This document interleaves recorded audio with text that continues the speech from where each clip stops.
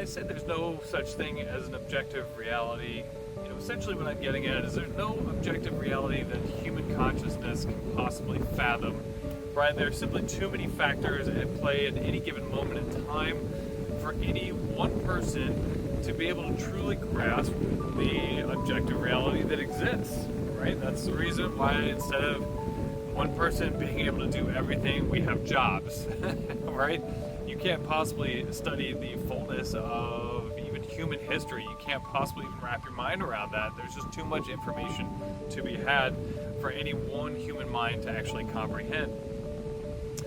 So, in essence, since there is no objective reality that one person can possibly comprehend, that means there is no particular philosophy that is correct, right? That has a corner on the market of 100% truth.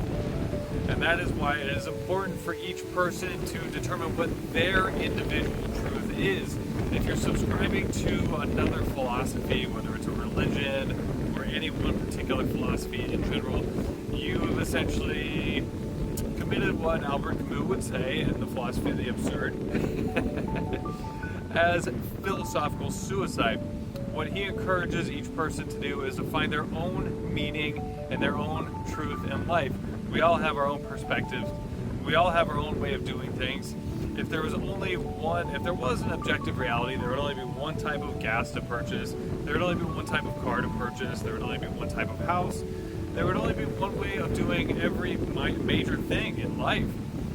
But the fact is that everything can be improved upon, everything can be better, and it just takes a slightly different perspective, another person's truth, to be able to see what that better solution is, right? And if we say that we've reached the pinnacle of society, that things cannot get any better, then really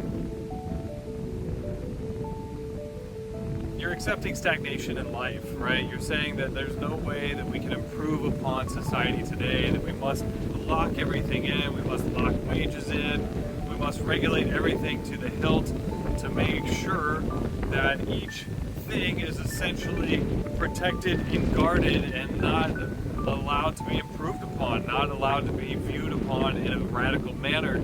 So there can be different, better solutions that come about in time. Thank you.